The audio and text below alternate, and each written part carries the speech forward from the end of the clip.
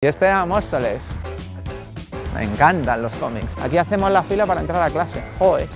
Pues venga, ¿vas a salir en el repo conmigo? Entonces decía, no, he estudiado la Politécnica. Decía, no, no es verdad, tú has estudiado aquí, en la cafetería. Me bajaba aquí, estudiaba y luego daba clases particulares. Luego venía al kiosco, digo, que le guarda los periódicos a mi madre. O sea que en el 87 tus primeras líneas de código, aquí. Ahora lo vamos a ver, aquí.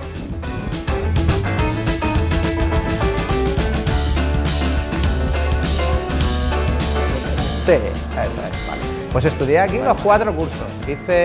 Primero estuve en el pasillo del final, en segundo estuve en el otro pasillo en la planta baja y el tercero y allí en la planta de allí. Pero hice los 4 años, pregúntale a él. Y fui buen estudiante.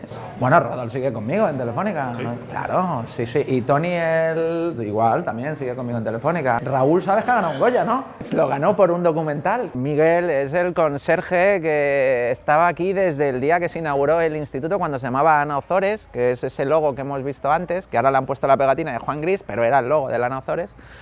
Y bueno, pues cuando yo estudiaba aquí, pues él era el que nos tenía que aguantar, darnos fotocopias, darnos tiza.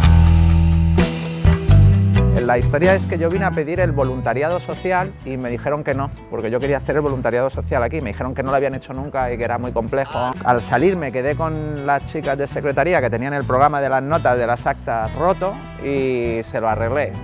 Se lo apañé, porque estaba roto, pero se lo apañé y pudieron sacar las notas y las actas y me fui. Cuando iba ya por la carretera salió el jefe de estudios y me dijo que, oye, que me han pensado bien y que sí, que te quedes. E hice el voluntariado social también en el instituto aquí. En el año 92 estaba en tercero de bachillerato aquí porque fuimos a la Expo, así que fue 89-90 hasta el 92-93 que acabé yo. Esto está como a 2,5 kilómetros de mi casa. Ahí se acababa Móstoles, en esa esquina, y ahí se giraba ya para entrar a Móstoles. Y eso era un descampado, que sigue siendo descampado, está ese edificio. Pero antes no estaba ni ese edificio, entonces es un descampado que era atravesar hasta llegar a casa, 2,5 kilómetros todos los días por la mañana y por la tarde. No había hospital en Móstoles, de hecho tampoco había institutos ni colegios. Yo hasta que, porque somos los hijos del baby boom, Móstoles está creciendo, cuando voy a primero de EGB voy a un colegio, a segundo de EGB me mandan a otro también temporal y hasta tercero de EGB, que ya construyen un colegio nuevo, no tengo un colegio fijo para ir. Y en bachillerato igual, cuando llegamos a estos institutos le están poniendo nombres y van tan rápidos que les ponen números, y este era el Móstoles 7 y luego el siguiente el 8 y tal, y luego ya le pusieron el nombre de Ana Ozores. Entonces en aquel entonces pues no había ni prácticamente centros de salud, no había prácticamente transporte público, al principio solo había una línea de autobús que salía desde el centro, ¿no? Desde un lugar de la calle principal, la calle Constitución, donde además había un supermercado que era Simago, que era muy conocido, y bueno, pues poco a poco fue entrando todo, universidad, hospital, centros de salud, institutos, colegios, etcétera, y fue creciendo. En primero de EGB iba a aquel colegio que se llamaba Fausto Fraile, que ahora es una Cruz Roja, porque ya no hay tantos niños. En segundo, como estábamos creciendo muchos y estaban haciendo colegio, me llevaron temporalmente a otro que se llamaba León Felipe, y pasábamos por estas pistas que entonces estaban derruidas y que era súper peligroso, había muchísima droga en Móstoles, etc. Ah, ¿había droga en Móstoles? Sí, sí, muchísima. Móstoles tuvo muchísima droga, entonces aquí siempre era peligroso, que te atracaran o algo era peligroso.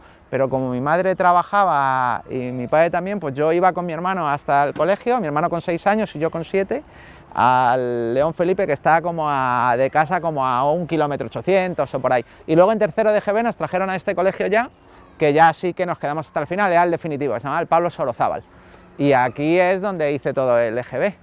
Y luego cuando me mandaron al instituto al que hemos estado antes, a la Ana Ozores, y termino y voy a la universidad, como la universidad me pillaba muy lejos, y como yo tenía que trabajar, pues bajaba a esa cafetería que está ahí, que es la cafetería de La Flecha, a estudiar todos los días. Y esta era la cafetería. Pues bajaba todos los días en el instituto, bajaba a tomar café y estudiar aquí, etcétera. Y luego los 4 años que estuve en la universidad, venía por las mañanas aquí a estudiar a la cafetería, a estudiar con mis apuntes y hacer los ejercicios, etcétera.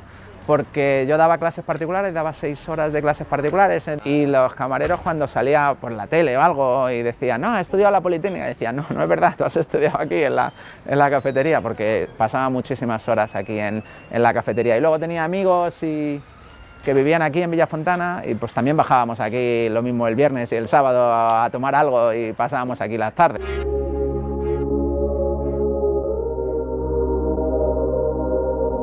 Yo cuando voy a la universidad, a mí lo que me gusta es programar y las bases de datos, entonces hago todas las asignaturas que tienen que ver con programación y todas las que tienen que ver con base de datos, no hago ninguna de seguridad, yo siempre lo digo, entonces era opcional y yo opté por no hacerla y hice solo las de programación y bases de datos avanzadas. Y el proyecto de fin de carrera lo hice en geometría computacional avanzada con mi colega César, y era pues conseguir, dada una nube de puntos, encontrar el par de puntos más próximos dentro de esa nube de puntos utilizando un algoritmo de recta de barrido, que es encontrar las dos personas que hacen match en Tinder, ¿no? Para que la gente lo entienda. En este caso era un problema en 2 dimensiones, hoy en día cuando se hacen match se hacen en n dimensiones. Es verdad que hacker hay mucha gente que lo usa como si fuera un ciberdelincuente, pero hay mucha gente que lo usa como lo usamos nosotros y como lo entendemos nosotros, que no tiene nada que ver con ser un ciberdelincuente, que para nosotros un hacker es una persona que lleva los límites de la tecnología más allá de los que inicialmente tenía cuando se creó, ¿no? Empuja los límites de la tecnología. Yo siempre digo que es como tirar de las esquinas, ¿no? Tirar de los hilitos a ver dónde te lleva eso. Entonces, cuando salió solo la acepción negativa, pues yo hice una campaña en change.org para pedir que la cambiaran y lo estuve moviendo y bueno, pues decidieron poner la otra acepción. De hecho, me encontré con Arturo Pérez Reverte, que antes de que la cambiaran me dijo, chaval, la vamos a cambiar, no te preocupes que llevas razón y la vamos a cambiar. Y añadieron esa segunda definición. Bueno, en Telefónica nosotros, nuestra unidad lo que hace es tecnología para el grupo Telefónica e innovación, básicamente. Y la parte de tecnología pues son las plataformas sobre las que construimos todos nuestros servicios digitales, la plataforma de datos, la plataforma de vídeo, la plataforma de gestión de wifi, etcétera. Y luego toda la parte de innovación lo que nos lleva es a estar investigando pues las nuevas tendencias, pues llevamos con la inteligencia artificial años para meter inteligencia artificial en todos los procesos de Telefónica, estamos con el quantum computing para hacer sistemas de cifrado postcuántico, para hacer sistemas de cifrado cuántico, luego tenemos a gente que está trabajando pues con la computación en el borde, con el edge computing, y luego hay una parte donde trabajamos con startups, que esto es Guaira, que es nuestra empresa de inversión en startups y para nosotros es muy divertido, ¿no? Porque estamos viendo a todos los emprendedores con ideas mucho más locas que las nuestras. Y el equipo de Ideas Locas es un equipo muy pequeño, donde probamos conceptos muy rápidamente, en una semana o en 3 días, etcétera. Y siempre es el what if, ¿no? ¿Qué pasaría si hacemos esto? Le llamamos pre-innovación, porque no seguimos ninguna regla de innovación, lo hacemos al espíritu más hacker posible y a partir de eso luego ya decidimos si vamos a hacer una patente o si vamos a hacer un producto, otra nueva línea de investigación o lo que sea. Yo nunca he venido a este colegio, pero este colegio todos los días suena la alarma, la campana de las 9 de la mañana y tal, y entonces yo me he criado siempre y cuando iba a la universidad pues lo escuchaba bien. ¡Hola! ¿Qué pasa, hacker? Y entonces este era el que había. Y esta pared mola mucho, porque en Móstoles había mucho grafitero, ahora está pintada, pero aquí pintaban los 13, aquí pintaba Mast, pintaba Oli, y entonces molaba muchísimo venir aquí a ver las pintadas de Mast, que eran preciosas.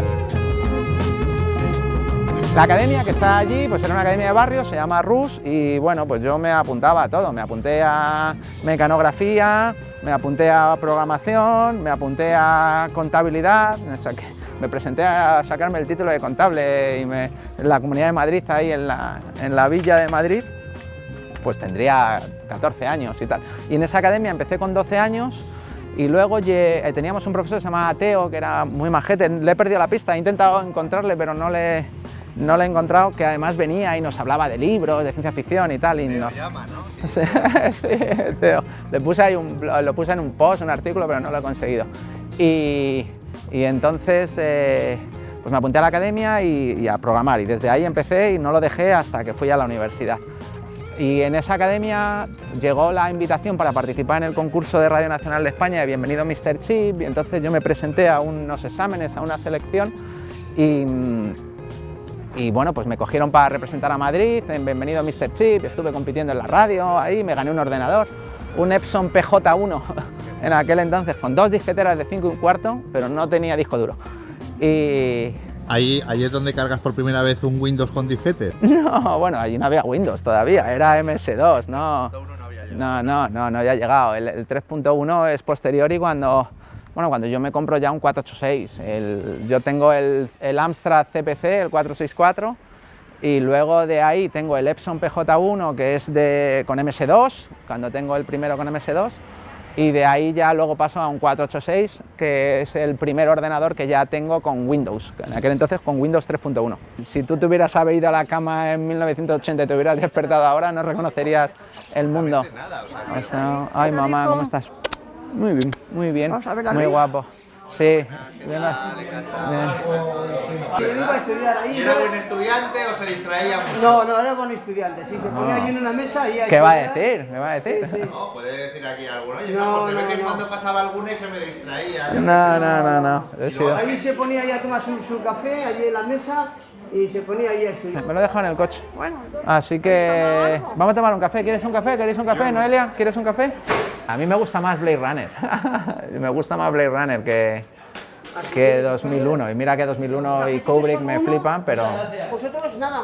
¿No queréis nada? Me gusta más Tron, ¿no? Me parece. Bueno, Tron es que era una película que la ves de niño y dices, ostras, es que Tron. Yo hablaba con Rodolfo muchas veces de Tron, ¿no? Porque era una película que a los dos nos marcó y yo creo que empezamos los dos también con eso, con la informática al mismo tiempo por la misma película. Es que la de Tron los protagonistas eran programas, que molaba mucho. Creo que llegará el momento en el que tengan más capacidad que los seres humanos en todas las destrezas, estoy convencido de ello, soy un creyente de ello, y creo que serán capaces de convencernos de que tienen conciencia, pero que luego le atribuyamos que tienen conciencia o no, será una cosa que tendremos que decidir nosotros, ¿no? Porque simular o programáticamente con un algoritmo simular que tienen la conciencia es algo que yo creo que va a ser factible hacerlo, ¿no? Yo digo que vamos a llegar al punto este de Blade Runner, por eso me gusta tanto la película, donde le hacemos el test de Boy Camp, donde buscamos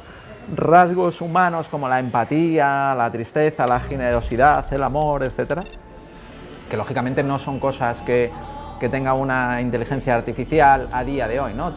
Si tú le dices a una persona, ¿tú te suicidarías por tu hijo? Te va a decir probablemente que sí. El 90% de las personas se suicidarían o morirían por sus hijos. Y esto es algo que es un poco contra natura, ¿no? Que parece que lo que tienes que hacer es preservarte y sin embargo por amor puedes llegar a romper esa regla, ¿no? Está muy chulo porque cuando le hacen el test buscan reacciones emocionales, ¿no? Entonces, de repente a los seres humanos cuando te dicen algo que te duele te cambia la cara, ¿no? Esto que decimos, vaya cara que se le ha quedado, ¿no? Cuando le han dado esta noticia. Eso es porque tú tienes reacciones emocionales incontrolables y para detectar al replicante en ese momento lo que buscan es que no existan esas reacciones emocionales que deberían aparecer. Por ejemplo, vas por el desierto, ves una tortuga boca arriba, ¿qué haces, no? Que es la pregunta que le hace al replicante. Y claro, tiene que tener una reacción emocional, no es capaz de con su cabeza encontrar la reacción lógica, ¿no? Él intenta resolver el problema con la lógica y el test busca reacciones emocionales. Entonces, no sé, yo creo que ese punto lo podremos simular, pero será siempre... Nosotros lo llevamos de serie, ¿no? Yo lo hablo mucho con los amigos, digo, si tú ves a una persona con una pistola pegándole tiros a una tostadora, tú piensas, este está loco, pero no piensas que hay que meterle en la cárcel, ¿no? Pero si esa tostadora, ese electrodoméstico, tiene cara de ser humano, aspecto de ser humano, y está llorando y diciendo, no lo hagas, pues emocionalmente está tan cerca de nosotros que ya tenemos empatía, ¿no? Entonces, en el momento en que somos capaces de generar empatía por un ser artificial, estamos entrando en otra era, porque si somos capaces de tener empatía, vamos a querer protegerlo, entonces le vamos a dar derechos, y entonces en el momento que le des derechos, pues está acabado, ¿no? Ya se ha acabado el mundo como lo entendíamos, que era el problema del hombre bicentenario, ¿no? En esa película lo que intentan dicen es, no te podemos dar derechos humanos, reconocer como humanos, porque eres inmortal, ¿no? Y hasta que él no acepta inyectarse el veneno para ser mortal, no le reconocen como ser humano, a pesar de que él había cobrado conciencia, ¿no? Había cobrado conciencia de sí mismo y quería realizarse, ¿no? Expresarse como un ser humano.